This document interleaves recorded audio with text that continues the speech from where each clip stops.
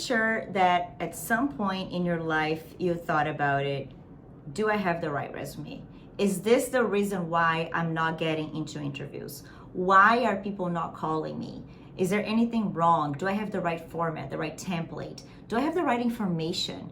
It's funny because a lot of people think a lot about the format and the template, but it's way more about the content than the format and template. So I usually joke with my clients and I say, listen, my resume is not pretty. The resume that I create to my clients, right? It's not like super fancy or pretty. It's simple. It's simple. It's, fact-based, it's achievement-based, and it's focused on the target role. It's focused on the role that you want. So in this session now, I'm going to really talk to you about, how to optimize your resume, your LinkedIn, and your cover letter to the Canadian job market. And what does that actually mean, right? Well, if you're part of my mentorship program, you don't need to worry too much because me and my team, we're going to be working and developing that for you. But I think it's important for you to really understand what it takes because you never know in life when you're going to need that again. And I think it's important for you to understand if you needed to do by yourself. So let's start with your resume. For a resume, as I was saying before, it needs to be simple, concise. Nothing more than 2 pages if you're a senior, or 1 page if you have like an entry level up to 3 or 5 years of experience. 1 page is more than enough. And I'll tell you why. Because you should have a master resume that has all the experience that you acquired throughout your career. Again, always focused to a specific area, a target area, right? But at the same time, you will have multiple files that are based off your master resume where you're going to target your resume to the role that you're applying. So what do I mean by that? Having a master resume means that you're going to have a bit more long and a bit more extensive resume, but it's not focusing in many areas. That's a very specific characteristic of the Canadian job market, which is they look for specialists. They look for people who know what they're doing in one specific area. Whereas in Latin America and in Brazil, for example, people would be so happy to get a professional that can do, 1, 2, and 3. But here, they really want to make sure that you're doing 1 and the other person is doing 2 and the other person is doing 3. And that's why sometimes coming from a different background in a different country, we don't get the right opportunities because right off the bat, we're putting, oh, look how amazing am I. I can do this, but I can do that, I can do that, I can do that. But they don't want this. They just want you to be good in one thing, right? Unless the job description does say that you do have to be, a developer and a team lead. They might be just looking for a team lead or just looking for a developer, right? So we have to be very careful about how we're going to position yourself. Even though you can do both, you're going to have 1 resume for a developer and 1 resume for your leadership roles. So that is the main thing that I really want you to think. It's how precise and how specialist your resume needs to look and to be. The other thing that I would like for you to think is that to not worry about format. We already covered that. And, it needs to be based out of text. So a lot of people don't know that, but when you upload a resume or you send a resume to a recruiter, ideally you want to do that in a Word document and not a PDF. Because when you PDF a document, it becomes an image, it becomes a graphic and not a text. And a lot of ATS, which is applicant tracking system, which is a system that the recruiters have to process all the candidates. A lot of those systems, they're so old or they're still old school that they do not read images. They only read text. So think with me.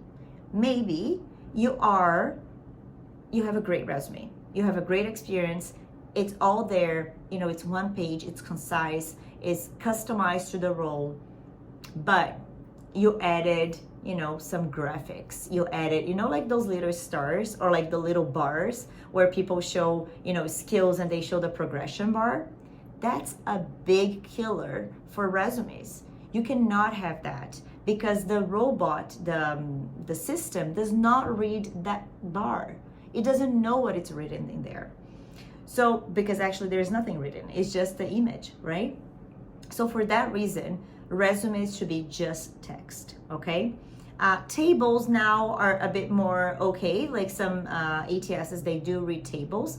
And what is important for you to know is that the system, they read from top to bottom, from left to right. That also means that the most important and relevant information needs to be at the top, especially on the left, right? That is key. That is key for two reasons. Not only for the algorithm and the robot that is going to scan your resume and scan for the right match or the keywords. So think with me, it's like a Tinder, but for resumes, right? They have the job description. The job description says, I want a person that can do ABC. You need to ensure that ABC, it's in your resume, and preferably it's on the top left of your resume. And why? Because the system, when it starts reading, is gonna do ding, ding, ding. It's gonna check, check, check immediately. Also, when the recruiter is reading your resume, they immediately is gonna see the ABC right in your resume. And I'm not sure if you're familiar with that, but a lot of people know that already. A recruiter usually have 6 to 7 seconds to decide if they're gonna continue reading your resume or not. So you don't want to play with that. 6 seconds, it's nothing, right? They can look at your resume, and if they don't see right away the information that they're looking for, they're going to pass. They're going to move forward to another candidate, and you don't want that. So similar to what I mentioned to LinkedIn, we need to ensure that we are catering for the recruiter and for the algorithm, for the robot, for the system. So for that reason, all important and relevant information needs to be on the top left of your resume, okay?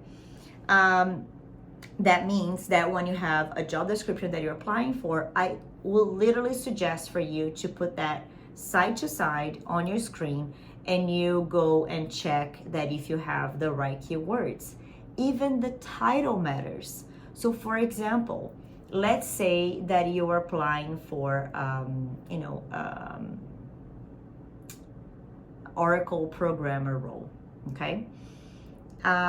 You call yourself as an Oracle programmer. The role description says Oracle developer. Same thing, programmer, developer, same idea. But if the role description is saying Oracle developer, you're gonna write Oracle developer in your resume.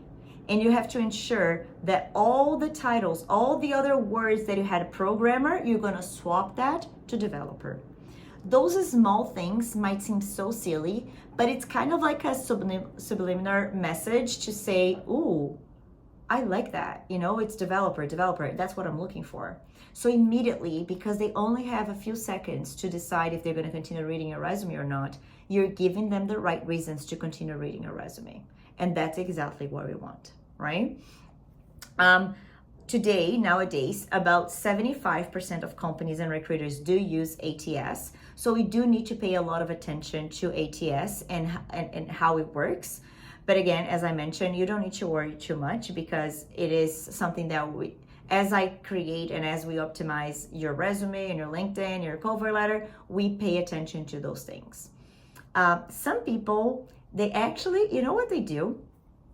They go all the way to the bottom of your resume and they start putting all the keywords for your industry, right? So, you can even go to ChatGPT and say, what are the keywords for, let's say again, Oracle developer? And they're gonna give you a list. You can copy and paste this list and put at the bottom of your resume in a font number 1 and in white. So it's basically invisible. So nobody's reading it, but the system, it's catching all those keywords. So that's a trick that some people do, and in terms of optimization and how to optimize your resume. I personally don't do that because throughout your resume, you're gonna have already the keywords that you need, but it doesn't hurt, right? You can add those things at the bottom of your resume.